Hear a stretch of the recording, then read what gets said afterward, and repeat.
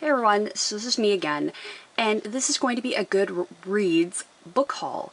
Now if you're not familiar with GoodReads, it's basically a website where you can go on, check out people's reviews on books, enter giveaways, write your own reviews on books, just basically a really cool website for books. And you can check out people's recommendations and so on and so forth, add books to your reading list, books that you own, so on. So anyway, this is going to be my haul, because I've actually won some GoodReads giveaways, which is really, really exciting. It's completely 100% free. You aren't necessarily going to win, but you have a decent chance of winning. I just entered all the giveaways I'm really interested in winning, and so I've actually won a few. This isn't in any particular order of what I've won, but I'm just showing you the one book I'm actually reading right now, and then I'll go from there. So the first one I have is The Perks of Being a Wallflower by Stephen Chbosky.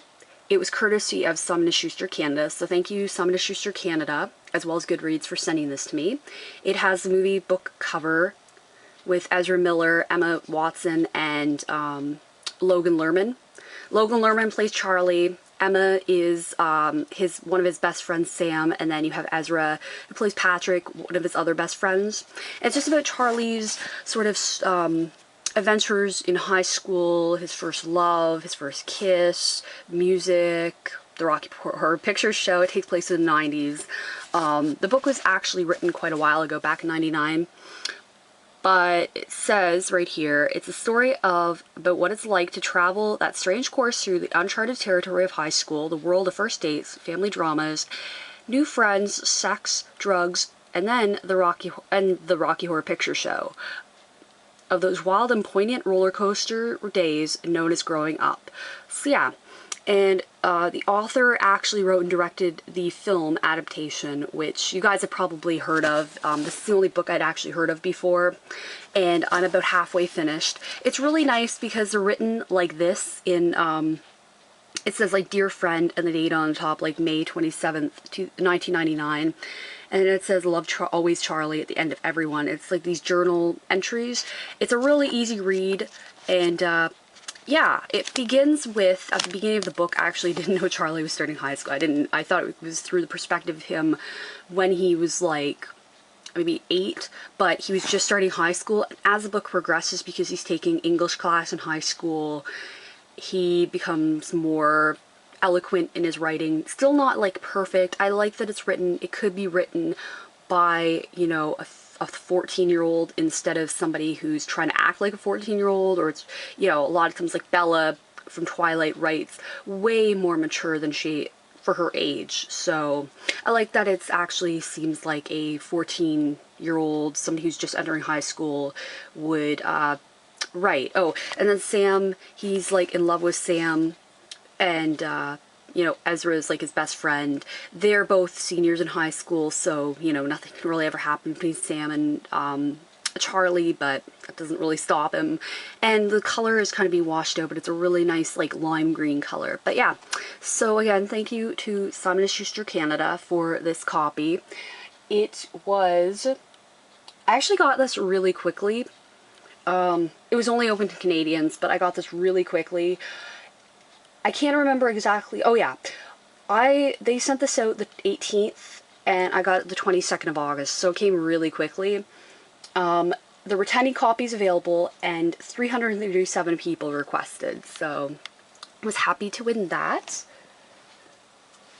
Next one I won, or the next one I have here, is this one called Wallace. The underdog who conquered a sport, saved a marriage, and championed a breed one flying disc at a time, by Jim Gorant, who's the author of The Lost Dogs. So this is, I mean, the cover is really cute. It's actually, if you can see up there, an uncorrected manuscript, not for sale. So this is a nice, like, advanced reading copy, and it looks like that on the back. It says on sale September 2012. You can go to wallacethepitbull.com. and it tells how many pages and all of that.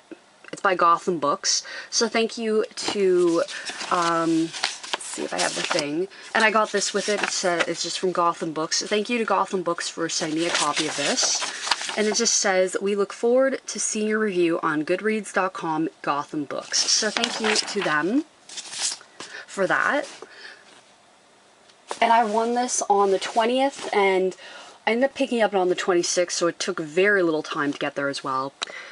And it says that it is a heartwarming tale of one plucky, unwanted pit bull who achieved international celebrity. And it shows a picture of him and his owner, I guess, jumping, catching a frisbee. It says Toby Wallace is today Wallace is a champion, but in the summer of 2005 he was living in a shelter, a refugee from suspicious pit breeding operation. Then Andrew Rue Yorey entered the picture. A scientist and shelter volunteer, Rue knew immediately that Wallace was something special. While on his honeymoon, Rue learned that Wallace was about to be put down. Well, that's kind of depressing and sad. Frantic, and even though they already had 2 dogs, Rue and his wife fought to keep Wallace alive until they could return home to adopt him. See, there's an uplifting part. Once Wallace made it home, Rue knew the dog needed a mission, and serendipity led him to a world of competitive frisbee dogs. It seemed like a terrible idea. Pit bulls are everything that most frisbee dogs aren't, large and heavy with thick muscles that can make them look less than graceful. But that was fine with Rue, because part of his mission was to change people's minds about the pit bulls. After overcoming everything from injuries to prejudice against the breed, this unlikely pair became world champions. Movingly told by Jim Garant, the best-selling author of Lost Dogs, Wallace will capture the hearts of animal lovers everywhere and help rescue this popular breed's unfairly tarnished reputation.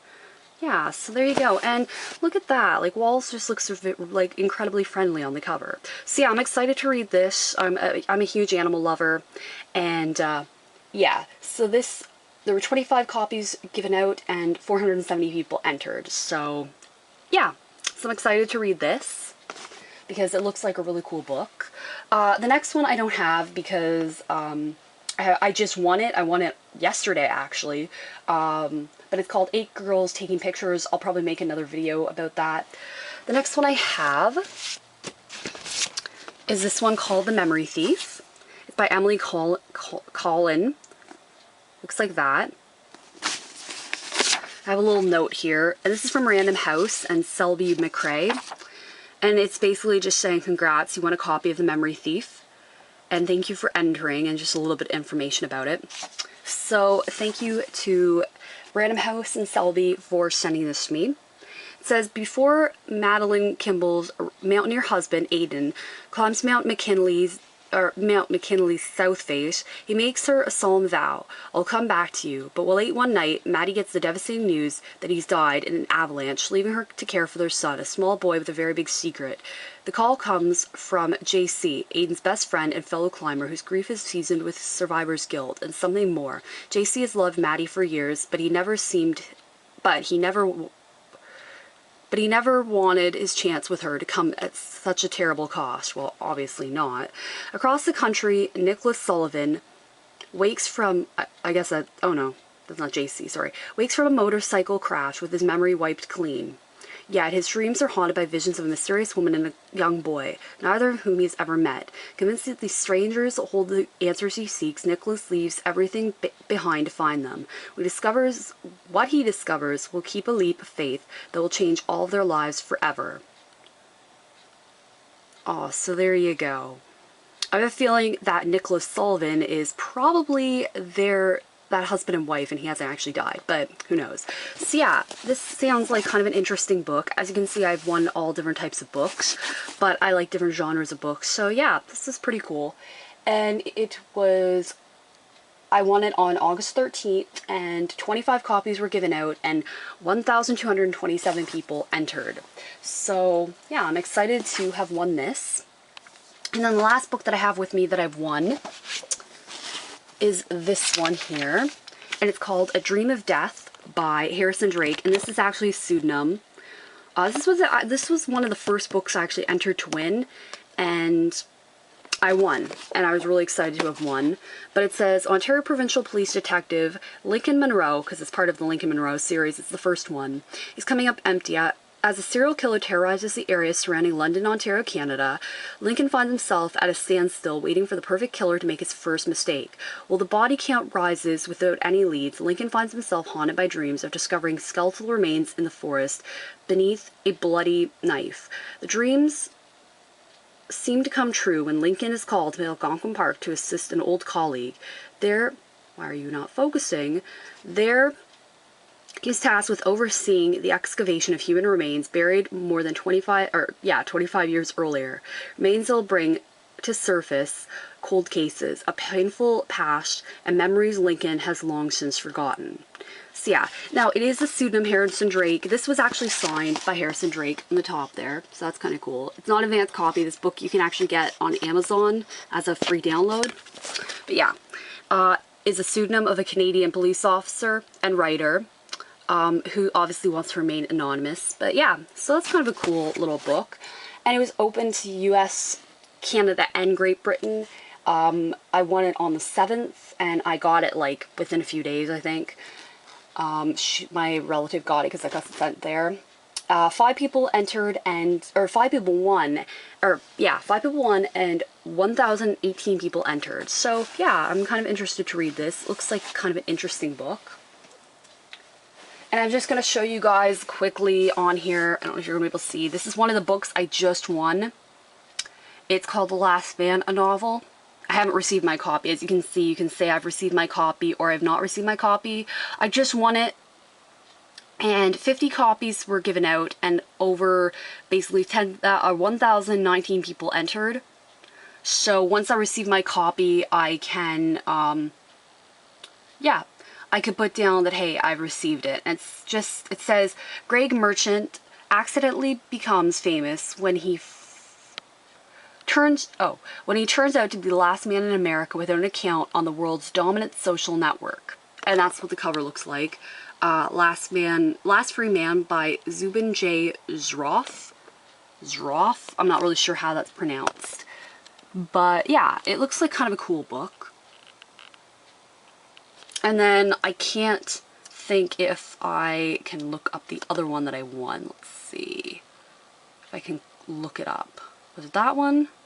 Nope, that's the same one that we just looked at. Sorry, it's going to take me a few seconds because I've got to try to find the book that I just closed up. Okay, that's A Dream of Death. As you can see, I showed you guys that one. And this is 100% free to sign up for. It doesn't take any, it doesn't cost anything. Shipping's free, all that good stuff. There's The Memory Thief. Sounds like an interesting book. But yeah, it's 100% free, doesn't cost anything. You can enter as many as you want. Here's this one. This was open to US residents as well as Canadian residents. And as you can see right now, I just won it yesterday, the 27th. There were 20 copies given out and 264 people entered. So not that many. The Canadian ones don't seem to have that many, and it's from Simon & Schuster Canada. So yeah, it shouldn't take very long to get. I'll probably get it within maybe this week, if not definitely next week. But it says, from the best-selling author of How to Make an American Quilt comes a powerful and sweeping novel inspired by the lives of famous female photographers, deeply affecting meditation on the lives of women artists. Whitney Otto's vivid novel, I guess it's by Whitney Otto. Let's see, where was I? Explores the ambitions, passions, conflicts, and desires of 8 female photographers throughout the 20th century. A spectacular cast of spirited, larger-than-life women offers wide-ranging insight about the times to which they have lived. Sorry, I'm reading through my camera, and the screen is really small, so that's why I keep making mistakes. From San Francisco to New York, London, Berlin, Buenos Aires, and Rome, and then Otto spins a magical romantic tale that creates a compelling portrait of the history of feminism and photography and so on. So it sounds like kind of an interesting book, and I'm almost running out of time, so I don't want to leave too much longer, but you can go to giveaways up at the top, and then you can see a bunch of giveaways here. You can also put in what giveaways you've entered. As you can see, I've entered quite a few giveaways, and I have like 14 or 15 pages on the bottom. Yeah, 14 pages. So yeah, it's completely free. It'll tell you to entries in close, and if I've won, and it will say no. Obviously some are open on the side there, some are closed, which means I didn't win. You can also go at the top there to ones that I've won, which is helpful because it'll show all the ones I've won, as you can see, and you can add your review.